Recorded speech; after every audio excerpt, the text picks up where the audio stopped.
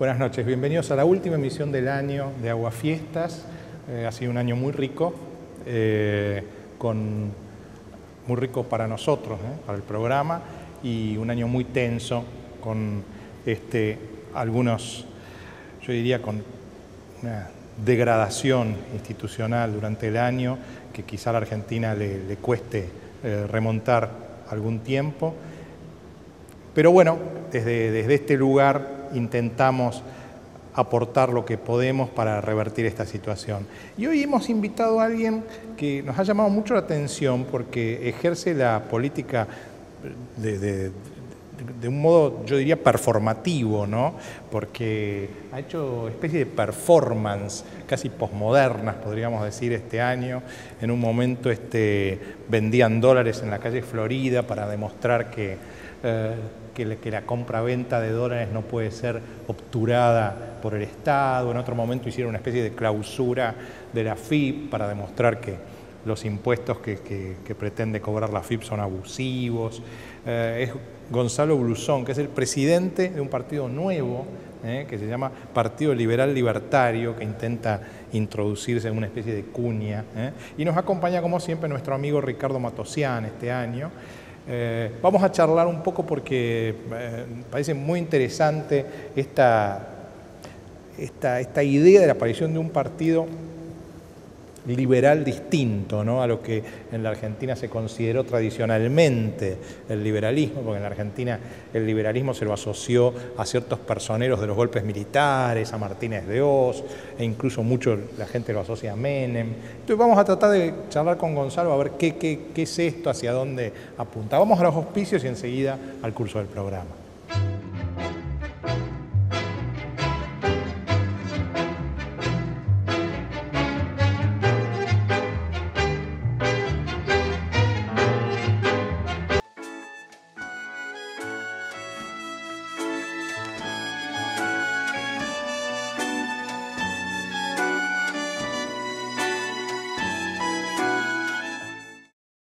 Una empresa joven en un mundo que avanza. Medanito, tenemos energía, somos energía. Gonzalo, quizá esta introducción que yo formulaba recién nos lleva a la cuestión de la distinción entre el liberalismo conservador y el liberalismo. ¿Qué tendrías para decir de esto brevemente? Yo creo que el liberalismo en serio, y de alguna manera nosotros empezamos con este proyecto en Argentina hace un par de años, justamente porque el liberalismo estaba ausente dentro del discurso y del debate político. Creo que hubo mucha gente que se disfrazó de liberal para, de alguna manera, tratar de captar algo que en ese momento era aceptado por la población, pero el verdadero liberalismo es el que es el liberal en todos los ámbitos, ¿no? Yo creo que no existe tal cosa como liberalismo conservador, realmente creo que será un pseudo-liberalismo, pues yo veo que la libertad es algo inescindible. Uno no puede ser liberal en lo económico y no liberal uno no puede apoyar la libertad en lo económico y no los derechos civiles o las libertades individuales, de la misma manera que también de alguna manera las socialdemocracias que apoyan las libertades económicas y no las libertades, civiles y no las libertades económicas están siendo contradictorios. Creo que ¿Alzogaray qué era? Alzogaray se definía a sí mismo como un promotor de un socialismo de mercado, lo decía él mismo. Yo creo que de alguna manera sí promovió las libertades económicas, pero tenía esa contradicción que tienen algunos conservadores de no apoyar 100% las libertades civiles o las libertades individuales. Creo que nosotros lo que venimos a hacer es atraer, espero, un aire de frescura, un aire de recuperación de un montón de valores que fundaron este país, que fundó la Constitución de 1853, que fundó Alberdi, recuperar un poco esa tradición y volver a hablar de la libertad en todos los ámbitos, ¿no? Un liberalismo moderno que realmente apoya las libertades, vengan de donde vengan. Ahora vos acudís a esa tradición. Ahora, si pensamos en Roca, en Pellegrini, en realidad hoy Roca, Pellegrini serían hasta cierto punto dirigistas, porque si uno piensa lo que hicieron, digamos, no era dirigir la inversión para cualquier lado. Ellos decían, bueno, acá están las curtiembres, acá está, digamos, ellos fueron como marcando un camino para los inversores Y si uno piensa, por ejemplo, incluso ya no en la Argentina, pero en Japón de posguerra, el MITI, que era la Secretaría de Comercio, lo que acá manejaría Moreno, ¿no? El MITI era muy dirigista, es decir, con una política donde reinaba globalmente el liberalismo, pero dentro había muchas regulaciones. Yo intento no medir con los parámetros actuales personajes históricos, porque es muy difícil ponerse en la cabeza de la cosmovisión de esa época. Si hoy yo tengo que analizar ciertos personajes históricos, te diría que sí, que son conservadores, dirigistas y de liberales no tenían nada. Por lo menos con la concepción que hoy tenemos del liberalismo y con lo que hemos aprendido con los años, ¿no? Es cierto que el liberalismo con los años ha evolucionado filosóficamente, incluso en teoría económica, en un montón de cosas, ¿no? Y creo que es lo importante del liberalismo. Ahora, estos dos modelos que yo te señalaba, el de Roca Pellegrini y el del Japón de posguerra, tuvieron éxito, siendo hasta cierto punto que teniendo algunos elementos de dirigismo. Lo que pasa es que ahí está un poco hay algo que vemos, que es algo que vos decís que podemos decir que hubo éxito, pero no sabemos qué hubiera pasado si se hubiera dejado igual un poco más de libertad. Si se hubiera aplicado realmente medidas liberales y realmente no dirigistas, que eso hubiera sido aún más exitoso. Nosotros podemos decir, bueno, Japón de la posguerra mejoró de la devastación que arrancó. ¿Progresó? Sí, progresó. Y si se hubieran aplicado medidas realmente liberales y no dirigistas, quizás hubiera progresado aún más. Nosotros podemos analizar qué es lo que pasó. Y decimos, bueno, ciertas medidas dirigistas llevaron un progreso. Y si no hubieran estado esas medidas dirigistas, ¿no estarían Japón mejor que ahora? Ahí es muy interesante porque quizá el contramodelo de Japón de largo plazo, ¿no? Sería Estados Unidos. Estados Unidos sí era un modelo quizá mucho más liberal y terminó en la crisis del 29 del 30. Y acá la pregunta... Sí, igual la crisis, yo creo que la crisis del 29 es una crisis... Yo no soy un economista, pero por suerte en el partido tenemos un consejo académico de lujo, un consejo honorario, perdón, de lujo, entonces lo preside Alberto Venegas Linchijo y de esto hablo un montón y hace poquito estuve en una conferencia y yo creo que claramente si uno analiza lo que pasó con la crisis del 29 es una crisis de dirigismo, no es una crisis de libertad. Digamos, la crisis del 29, de la misma manera que la crisis ahora que hubo en el 2008, son crisis producto de la intervención que tuvo en su momento la FED, que tuvieron los bancos centrales dentro de la política monetaria. Sí, eso llevó a la expansión monetaria que fue el furor, el boom de los años 20, ¿no? Esa expansión que hubo en Estados Unidos en los años 20 y al crash en el 29. Ahí hay como una discusión entre liberales, ¿no? Porque algunos sostienen efectivamente que es esto, la expansión monetaria, etcétera, pero hay otros que dicen, no, el liberalismo, el capitalismo liberal, cuando se produce una desconfianza del público en la moneda, es imparable. Es como las enfermedades en el ser humano. Son connaturales al ser humano. La desconfianza en el liberalismo es como la enfermedad del ser humano. En determinado momento la gente que está apalancada en determinada moneda quiere salir de esa moneda y el sistema se cae por un tiempo. Sí, dentro del liberalismo se puede decir que hay varias corrientes sobre cómo debe ser tratado el tema de la moneda. Yo tengo la mía, yo creo en la libertad de monedas, creo que monedas que compiten sería lo mejor. Igual no estoy apoyado por todos los miembros del Partido Liberal Libertario, pero creo que algo es importante destacar, que la moneda no es otra cosa que una mercadería más. Hay veces que la gente quiere esa mercadería y hay veces que no la quiere. ¿Por qué la gente prefiere el dólar antes del peso? Y porque el peso está peor manejado que el dólar. Las dos son moneda fiduciaria, las dos son moneda fiduciaria. En los dos países hay inflación, en los dos países hay inflación. ¿Por qué uno prefiere una moneda y no la otra? ¿No? Y creo que es importante dejar que la gente decida, que las monedas compitan. Si nosotros pudiéramos operar en la Argentina en dólares, en pesos, en euros, en yenes o en una moneda emitida por un banco, quizás que dice lo voy a respaldar en oro. Llega acá el banco X y dice yo voy a emitir unos bonos respaldados en oro y porque quiero que se utilice mi moneda, quizás sería la moneda elegida por todos, ¿no? Entonces creo que lo importante para evitar esto que vos decís, la desconfianza que a veces surgen en la gente que tiene desconfianza por la moneda, lo importante es permitir que la gente elija. Es cierto, hay veces que la gente desconfía de una moneda, bueno, démosle la posibilidad a la gente de que elija la moneda con la que quiere operar. Ahora, el planteo liberal de ustedes, la ideología de base del partido, excede un poco el marco de la economía, ¿verdad? Es que el liberalismo excede la economía. Sí, exacto, a eso creo que... yo voy a esto. ¿Cómo, por ejemplo, en los Estados Unidos hay mucha más libertad? Por ejemplo, una persona, si quiere andar en motocicleta sin casco, andan sin casco y nadie le va a exigir que se ponga el casco.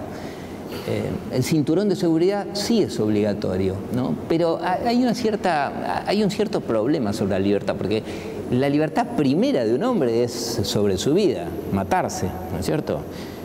Poner fin a la vida. Eso no puede ser un delito, ¿no es cierto? No puede ser un delito, no lo es, primero porque no se puede sancionar al autor del hecho porque está muerto, pero de todas maneras siempre estuvo mal visto.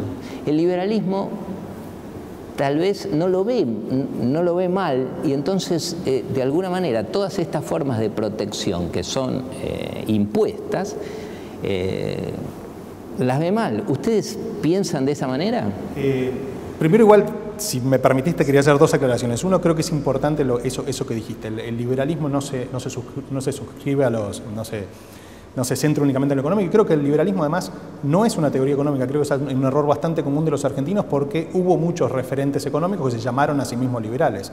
El liberalismo es una filosofía ético-política. El liberalismo habla de cuál debe ser la función del Estado, hasta dónde debe llegar el Estado, ¿no? El liberalismo es lo que centra cuáles son los derechos individuales, ¿no? Se centra en la defensa de esos derechos individuales, que es el derecho a la vida, como vos lo decías, el derecho a la libertad, el derecho a la propiedad, el derecho a la búsqueda de la felicidad. Y después de aplicar la defensa de esos derechos, que se generen beneficios económicos y que las sociedades que defienden esos derechos prosperen más, es una consecuencia. No es que hay una teoría liberal económica, simplemente la defensa de los derechos económicos por parte de los gobiernos genera que las sociedades progresen. En segundo lugar, aclarar, a mí no me gusta mucho usar a Estados Unidos como referente, porque creo que Estados Unidos perdió mucho el rumbo con el famoso Patriot Act, con todas las subas de impuestos. Creo que hace muchos años que Estados Unidos, los ciudadanos en Estados Unidos van perdiendo poco a poco sus libertades, de misma manera que lo estamos perdiendo nosotros acá en Argentina y quizás en mucha parte de Latinoamérica. Entonces prefiero a veces mirar otros países que realmente donde yo veo que... ¿Cuáles? Países como Nueva Zelanda, a veces como Australia, o incluso países como Suecia, que con una tradición socialista muy fuerte a partir de los años 90 han avanzado brutalmente, no solo en abrir su economía, sino en avanzar, en otorgar más libertad, en no restringir tanto las libertades de los ciudadanos en Suecia. Con respecto a las regulaciones que vos decías, lo que yo lo llamo mucho paternalismo estatal, ¿no? Porque parece que uno crece y a pesar de que uno se independiza de los padres, viene un señor Papa Estado a decirte, no, mira, no fumes en restaurantes, no salgas ponete el cinturón de seguridad, ponete el casco. Yo la verdad, si ando en moto ni loco, voy sin casco. Yo en mi auto, antes de que hincharan tanto y obligaran a usar el cinturón de seguridad, yo siempre usé el cinturón de seguridad y en mi auto obligaba a los demás pasajeros, como es mi auto, decía, es mi auto, si quieren viajar en mi auto, se ponen todos el cinturón de seguridad. Pero creo que es algo que no tiene que decidir el Estado. Es algo que a veces despierta muchas pasiones y la gente me grita y me dice, ¿qué barbaridad estás diciendo? Yo creo que realmente, por ejemplo, podría estar resuelto por una compañía de seguros. Yo no te aseguro tu auto si vos no usás cinturón de seguridad. O no querés usar el cinturón de seguridad, te triplicaré la prima, porque la verdad que es un riesgo. Sí, lo que pasa que, bueno, me parece que el Estado debe velar porque no mueran los ciudadanos. Y entonces, desde ese punto de vista, vos podés decir, sí, yo lo uso voluntariamente. Ahora, a mí me pasó, por ejemplo, que yo no lo usaba, hace mucho tiempo no usaba el cinturón, hasta que compré un auto que me hacía ruidito. Entonces, como me hacía ruidito, eso era ortopédico, ahí es la fábrica la que genera eso. Ahora, así como la fábrica lo genera, porque no le gusta que se muera la gente en sus autos, lo que vos decís de la compañía de seguro, se supone que el Estado también debe velar porque no haya accidentes de tránsito mortales. Y entonces, en ese sentido, lo pedagógico u ortopédico del Estado tiene algún sentido, me parece, en este caso. Yo creo que es importante eso y creo que desde el Partido Liberal Libertario una de las cosas que venimos a hacer es volver a poner dentro del debate político cuál debe ser el rol del Estado. Y creo que esto es algo que se debe debatir y está ausente, digamos. Hoy en día todos los partidos políticos dicen que el Estado tiene que tener un rol paternalista en defender, en cuidarte a vos, ciudadano, de vos mismo. Como si vos no fueras capaz de cuidarte a vos mismo. Y aparte, dirigir tu economía, como si vos no supieras qué es lo mejor, qué preferís comprar o dónde preferís gastar, ¿no? Sí. Entonces creo que lo que nosotros venimos a hacer es decirle, bueno, volvamos a discutir dónde hay que ponerle un freno al Estado. Bueno, ahí hay temas, ¿no? Por ejemplo, el de la droga. ¿Cuál sería la posición de ustedes frente al tema de la droga? Mira, yo Para que te des una idea, yo no tomo ni alcohol. No me Eso gusta. está muy mal. No, ¿sabes qué? Tomo en Navidad, en Año Nuevo, un poquito, una copita de champán, media copita de champán, porque no me gusta, la verdad que no me gusta perder control de mí mismo.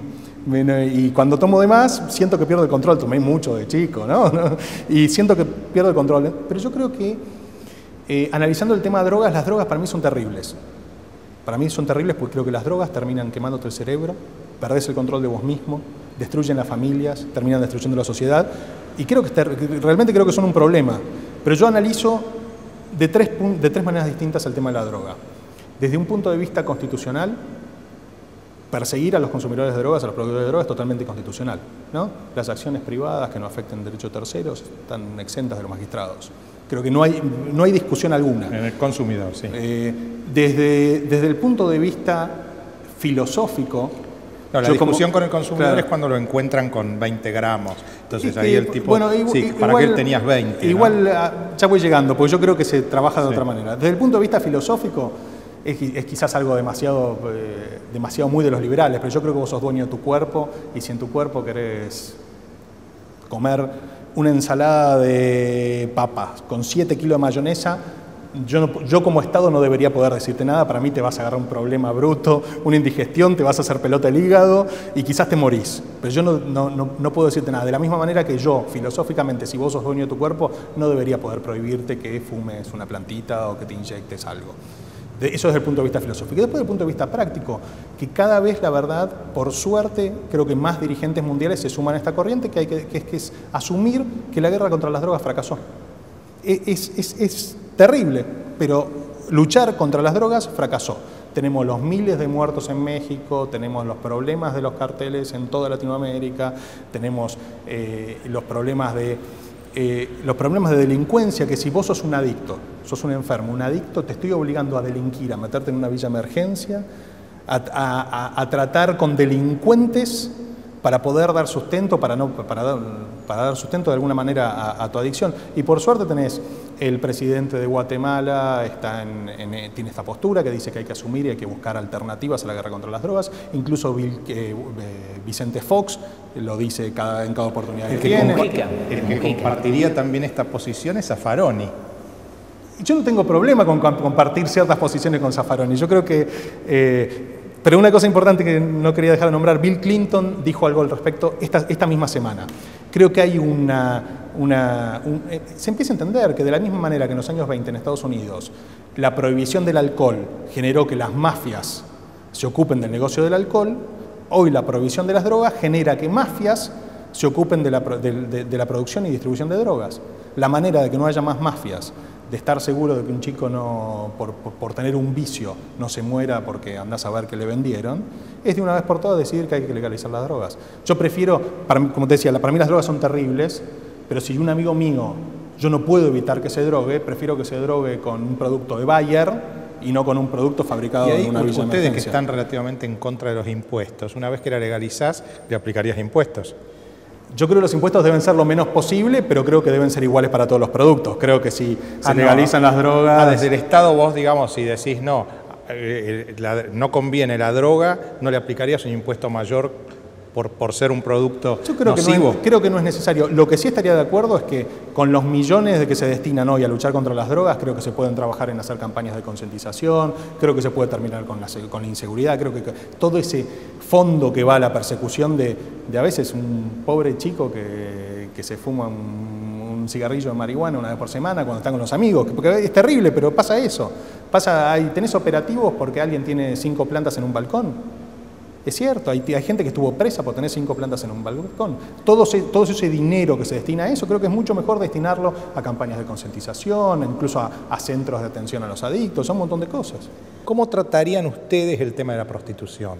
También alzando las manos y diciendo que... Porque ahí, digamos, aparentemente el Estado algo tiene que hacer, ¿no? Porque, digamos, efectivamente, cualquier mujer puede vender su propio cuerpo, y esto parecería legítimo. Ahora, vender su propio cuerpo a través de un proxeneta, porque no tiene otra posibilidad de hacerlo, digamos, ella organizando su propia empresa para la venta de su cuerpo, ¿eso también sería legítimo? Es un tema difícil. Analizándolo así, digamos, al aire, al voleo, y aplicando de alguna manera los principios, yo te diría que es totalmente legítimo. De hecho, la prostitución es legal en la Argentina y creo que si bien el proxenetismo no lo es, de alguna manera debería serlo.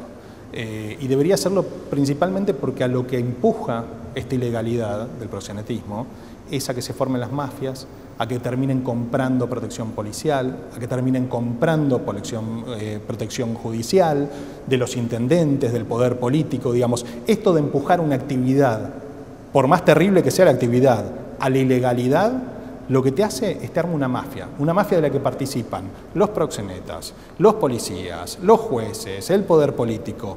Eso es lo que hay que terminar. Si nosotros podemos, y de hecho esa mafia es la que genera finalmente el verdadero problema de esto, que es la trata de blancas.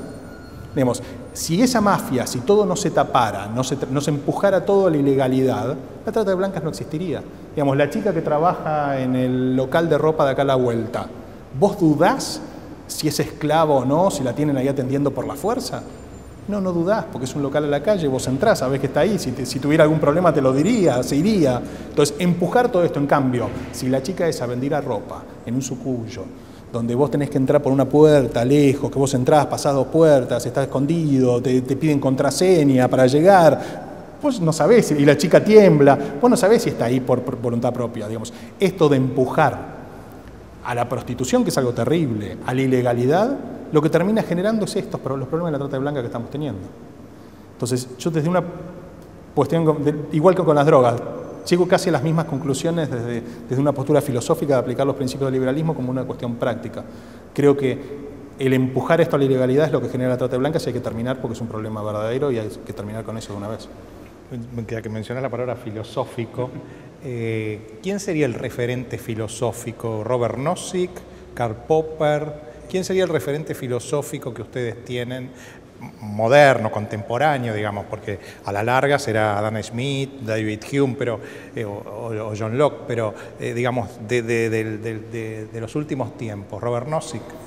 Sí, yo creo que te puedo hablar de mis referentes intelectuales, creo que hay una corriente, somos muchos y muy variados. Ayn Rand. Y hay gente que lea Ayn Rand, hay gente que siga a Nozick, hay gente que siga a Rothbard, ¿viste? Alguna un poco más a la economía austríaca. Digamos, venimos de muchos lugares distintos y de alguna manera lo que nos une es el amor por la libertad, querer defender la libertad y recuperarla para la Argentina, ¿no? Creo que es importante entender que no importa de dónde vengas, a nosotros nos han estado quitando la libertad por años y años.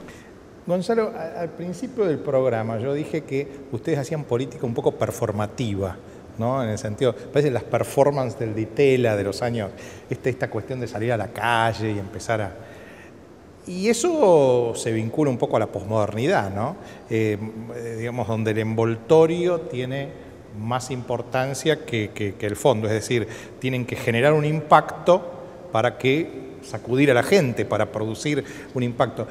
Y la posmodernidad, justamente, yo diría que no está precisamente vinculada al liberalismo, ¿no? La posmodernidad se vincula más bien a Nietzsche, al romanticismo, a Schopenhauer, y en ese sentido no está vinculada a las corrientes más empiristas o liberales, ¿no? Inglesas.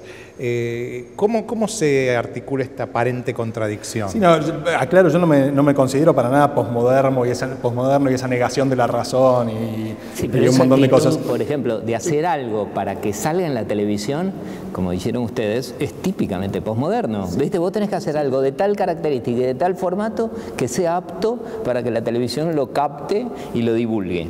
Yo creo que el objetivo nuestro hoy, y es quizás para lo que trabajamos en estas acciones de impacto, hoy estamos con el Partido en Formación en la Ciudad de Buenos Aires, nuestro objetivo es tener candidatos en el 2013 y para eso estamos con la ley nueva en la que nos exige 4.000 afiliados y estamos en proceso de afiliación que la verdad es algo muy complicado. Entonces la única manera de conseguir visibilidad para que la gente se acerque a participar del partido es generando noticias de impacto. Digamos, hoy desgraciadamente, ojalá lo fuera, defender la libertad no es noticia en la Argentina.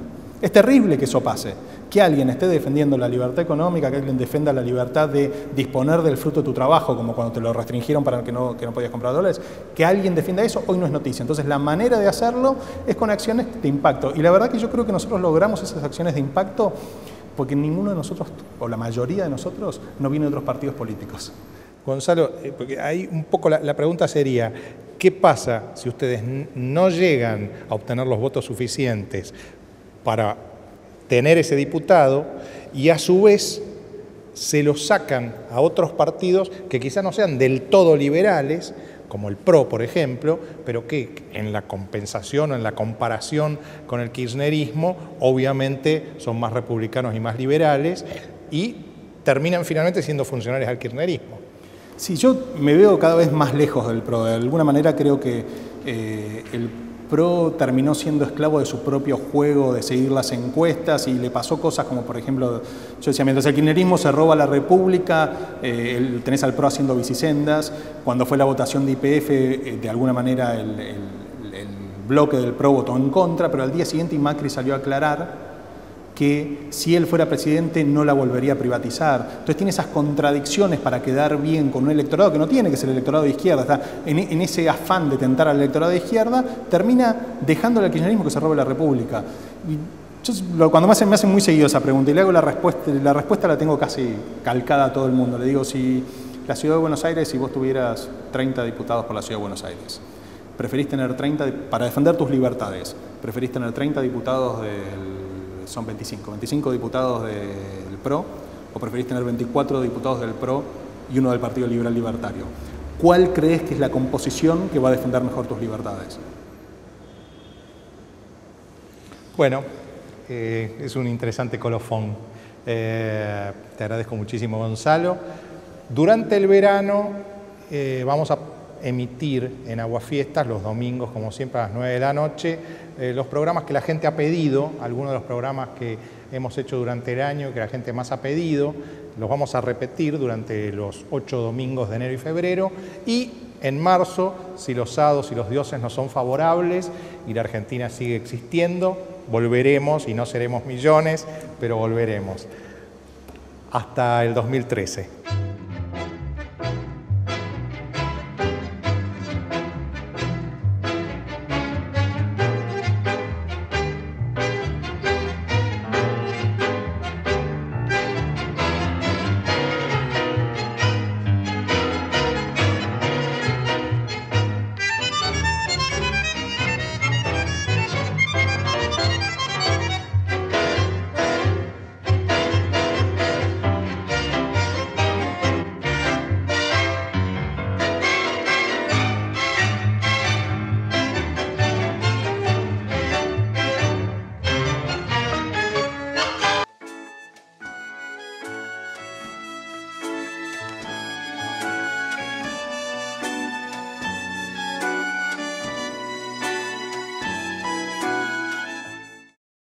Una empresa joven en un mundo que avanza. Medanito, tenemos energía, somos energía.